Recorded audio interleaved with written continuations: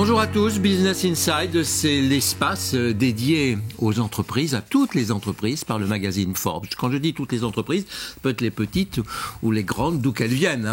Et celle qu'on va recevoir là maintenant, Dina Bay, elle nous vient de Nantes, mais enfin elle opère dans la France entière. Dina Bay, c'est un club d'affaires, mais on en saura davantage dans un instant. Alors, ce qui est intéressant de savoir, c'est ce que vous faites en fait, Dina Bay, parce que c'est pas une entreprise comme les autres, quoi. C'est une entreprise qui s'occupe des autres entreprises. Alors, c'est quoi votre métier ? Notre métier, je dirais, en fait, c'est quelque chose d'assez simple. Dina Bay est une entreprise multiservice. On va proposer pas mal de services aux autres entreprises, aux autres TPE, PME de nos secteurs, partout en France. Un service bien sûr de club d'affaires, vous y faisiez référence à l'instant, de rencontres de dirigeants, mais pas que. On propose aussi d'autres services du type une sorte de centrale d'achat qui permet aux TPE-PME d'accéder à des tarifs privilégiés et aussi à des services d'offres de type CSE pour les salariés des TPE-PME de notre territoire. Donc, club d'affaires, c'est-à-dire un réseau, hein, vous faites en sorte que les gens puissent se connaître et faire du business finalement, parce que c'est ça la finalité de leur rencontre. Un groupement d'achat. Exactement. C'est exactement ce que vous m'expliquez. Et puis, troisièmement, une société de service au comité d'entreprise. C'est bien ça. Globalement, avant de rentrer dans le détail de tout ça, ça fonctionne comment ? C'est un réseau qui est fermé ou que vous ouvrez progressivement aux adhérents? Ce sont des gens qui viennent adhérer à votre système? Il y a une cotisation, il y a un abonnement. Comment ça fonctionne concrètement? C'est quoi votre modèle économique? Alors, notre modèle économique aujourd'hui, c'est évidemment d'avoir une cotisation. En échange de cette cotisation, on va pouvoir démultiplier un ensemble de services et chaque chef d'entreprise va sélectionner le service qu'il veut. Il peut être intéressé que par la mise en relation au niveau local. Là, ça va être soit les clubs d'affaires, soit les rencontres de dirigeants. Ça peut être pour faire des économies par le biais de la centrale de référencement. Et ça peut être aussi apporter du pouvoir d'achat à ses salariés par le biais des offres type CSE. Alors, l'aspect club d'affaires, il fonctionne sur des rencontres que vous organisez alors? C'est bien ça.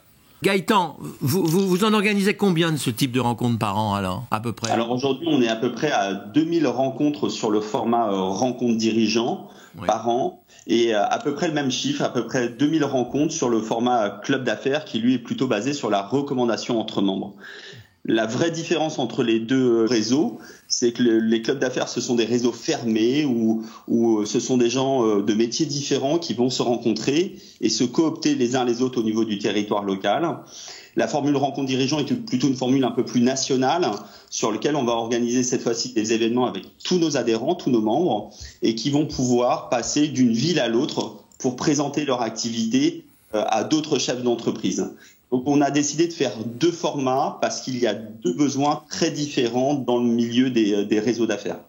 Alors, j'imagine qu'en ce moment, vous ne pouvez pas faire de réunions présentielles. Vous êtes tout en permanence sur le Zoom ou sur Skype, hein ? Exactement. Alors aujourd'hui, on fait du 50-50, c'est-à-dire que, évidemment, la situation actuelle a fait qu'on nous sommes développés par des visios. Ça permet à une personne n'importe où en France de faire des visios avec des chefs d'entreprise sans avoir à se déplacer. Et puis on a continué quand les conditions le permettent, de continuer des rencontres physiques.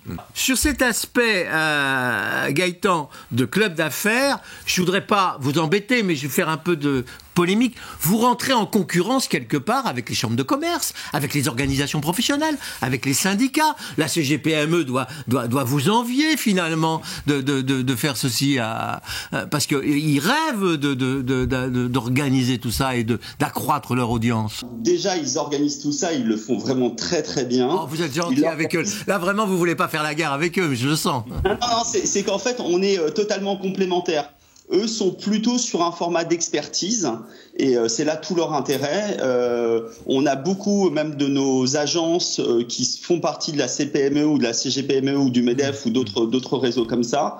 On est complètement complémentaires. Eux, ils ont une vocation plus de cohésion de représentation d'ailleurs parfois au niveau du gouvernement pour faire éventuellement modifier des lois, améliorer des lois. Et vis-à-vis de leurs adhérents, ils ont plutôt une position d'experts pour expliquer une loi fiscale, pour défendre un intérêt ou expliquer quelque chose qu'ils ont réussi à obtenir au niveau du gouvernement. Nous, on est vraiment sur quelque chose de beaucoup plus opérationnel, plutôt orienté business. Et nous, on s'en cache pas. Chez Dinabuy, c'est une vocation à la fois conviviale, que le dirigeant sorte un petit peu de son isolement, mais aussi vraiment une vision business pour que les gens puissent faire des affaires les uns avec les autres ou se recommandent les uns avec les autres. Voilà. Donc nous, on est plutôt orienté sur quelque chose de... On est un peu moins expert. On n'est pas là pour expliquer une loi fiscale. On n'est pas là pour expliquer une nouvelle règle sociale. Ça, nous, on laisse ça vraiment. D'accord. Donc c'est bien distinct. Alors sur l'aspect business, il y a tout ce dont vous parliez tout à l'heure, c'est-à-dire le côté groupement d'achat, et puis ce que vous faites avec les comités d'entreprise. Sur le groupement d'achat, ça couvre une palette une offre de produits et de services importante ou pas? Ah oui, aujourd'hui on a plus de 80 fournisseurs. Alors, on travaille. Combien de références? C'est quoi le type d'achat que vous faites alors parce que chacun ont leur propre centrale d'achat, par leur fédération professionnelle, ou dans le bâtiment ils vont passer par Point P ou ailleurs. Enfin. Bien sûr. Alors nous c'est très simple, on travaille beaucoup dans les frais généraux. Pourquoi? Parce que les frais généraux, ça permet de travailler avec toutes les entreprises. Ils ont tous besoin d'un véhicule, ils ont tous une imprimante, ils achètent tous du papier, ils ont tous un téléphone à la main. Voilà, donc on travaille beaucoup dans les frais généraux, mais pas que, puisqu'on se développe de plus en plus maintenant sur les achats métiers. Ça peut être de la location professionnelle, ça peut être de la peinture, du matériel électrique. Alors on travaille beaucoup d'ailleurs dans le monde du bâtiment. Donc vous avez une marketplace derrière ? Non, puisque nous, alors on négocie une offre auprès de nos fournisseurs et en échange d'une cotisation, et eux sont directement en relation avec leurs fournisseurs et donc ils bénéficient de nos tarifs. Vous ne faites pas de stock, vous Aucun stock. Mettez en relation le fournisseur avec le client. C'est ça. Et donc lui bénéficie des tarifications parce que nous sommes évidemment une entreprise. Il y a beaucoup d'acheteurs au siège qui ne font que négocier des achats pour nos maintenant 110 000 entreprises. Alors, Gaëtan Lonen, l'aspect relation avec le comité d'entreprise, ça c'est assez particulier. Et ça moi je trouve ça assez original parce que je n'ai pas d'autres exemples de ça sur le marché. Expliquez-nous ce dont il s'agit alors. Alors déjà, c'est une offre qui a été créée en 2010. On est parti d'un constat assez simple. On savait bien négocier les achats professionnels dès 2009 quand on s'est lancé. Ouais. Et nos adhérents nous ont dit, il y a un deuxième volet sur lequel vous devriez peut-être vous intéresser. Ce sont les offres de type CSE. Nous, notre métier à l'époque, c'était la capacité de négocier. On sait très bien négocier. On s'est dit, tiens, on va faire la même chose, mais cette fois-ci pour les salariés de nos adhérents. Ça a commencé par des offres de type voyage, location de voiture, etc. Et puis au fur et à mesure des années, on a complètement élargi l'offre sur de la grande distribution. On a des accords avec les plus grands acteurs type Leclerc, Carrefour, etc. Sur lesquels on a obtenu des cartes remisées. Et ça permet aux TPE-PME finalement d'être comme dans un grand groupe. Voilà. Aujourd'hui, les entreprises de plus de 50 ont tout un CSE. À l'époque un comité d'entreprise et maintenant un CSE qui leur permet d'avoir des réductions chez Disney, chez Parc Astérix. Et nous, on a décidé de faire la même chose en agrégeant tous nos salariés. C'est une adhésion automatique avec le club affaires ou c'est une participation séparée? Ça dépend du comité d'entreprise. Séparé.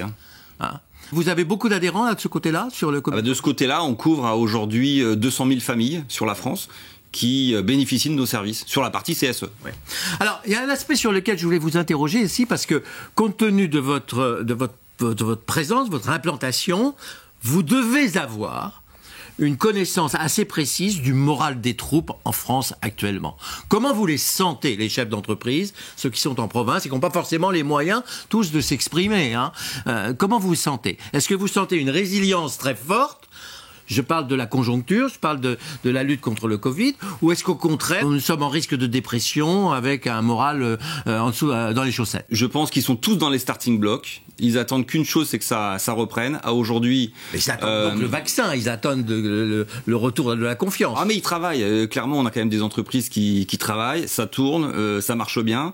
On a des visios qui sont bien remplis. Donc clairement, aujourd'hui, ils cherchent évidemment du nouveau client. Le moral est est plutôt positif, en tout cas dans ce que nous on rencontre dans nos visios ou dans nos rencontres de dirigeants. Président, c'est ce que vous voyez, vous, de votre côté ? Exactement. Alors, je vais un petit peu pondérer le propos, c'est-à-dire qu'on est à la fois le bâtiment, on sent que le bâtiment a repris, ça c'est quelque chose de très important parce qu'on dit souvent quand le bâtiment va, tout va. Après, on a parfois des sociétés qui sont des entreprises, des gens seuls, qui sont avec une activité extrêmement restreinte aujourd'hui parce que souvent on leur dit on va attendre un petit peu avant de signer. Et c'est vrai qu'on a cette dualité, ça va bien. Mais il y a des pans qui sont assez en difficulté. Et, comme le dit très bien Gérald, le but c'est qu'on sorte de cette crise assez rapidement. C'est vrai qu'elle a été longue. On s'attendait tous à une crise au début qui allait durer 2-3 mois quand on était au mois de mars. Finalement, on est sur une crise qui dure depuis 1 an. Et je pense, moi, que les chefs d'entreprise se sont fait une idée sur le fait que l'année 2021 va être encore l'année compliquée. Et ils attendent tous avec impatience l'année 2022. Là, je rejoins complètement Gérald. Ils sont dans les starting blocks et on le voit notamment sur le bâtiment. Ils ont réussi à sortir la tête de l'eau vraiment très fort récemment. On parle de mi-janvier, début février, où les carnets de commandes sont pleins. Moi, je pense bien sûr à tous nos amis et adhérents restaurateurs qui heureusement ont les aides de l'État, mais qui aujourd'hui attendent les clients, quoi. Il y a un côté psy là dans votre métier, hein. Vous êtes un peu assistant psy auprès des chefs d'entreprise quelque part. On dit souvent chez Dinabail, on a moitié ce qu'on va appeler le côté humain, psychologue, sur lequel nos directeurs d'agence qui sont aujourd'hui 130 sur le territoire national passent beaucoup de temps à écouter le chef d'entreprise. Donc ça, c'est la première phase souvent de leur métier, c'est l'écoute. Et la deuxième phase, c'est de leur apporter des solutions grâce au bouquet d'offres de Dinabail, puisqu'on n'a pas qu'une offre, on en a plusieurs, le club d'affaires, les rencontres dirigeants, les tarifs préférentiels sur les achats professionnels, la partie CSE. Et on va essayer avec eux de construire quelque chose qui peut leur permettre de trouver des nouveaux clients ou de réduire leurs coûts. Et aujourd'hui, ils sont très sensibles aussi à la réduction des coûts, notamment sur leurs achats de frais généraux, d'intérim, de véhicules, et les achats métiers. Vous êtes organisé régionalement, hein, vous avez des sortes de représentants régionaux, quoi. C'est ça. Actuellement, on a 140, ce que nous on appelle des agences. Ce sont des agents indépendants. On a 140 agences en France. Donc qui quadrillent toute la France. Dinabail, quoi, en gros. Qui sont des animateurs au niveau local. Qui peuvent prendre l'initiative de faire des réunions, etc. C'est ça. C'est eux qui animent les réunions. C'est eux qui vont chercher les nouveaux adhérents, évidemment, et qui promeuvent la marque. Merci à tous les deux. Ça s'appelle Dinabail. On le retrouve sur Internet, hein, bien sûr. Dinabail.fr. C'est bien ça. Merci. Merci. Merci.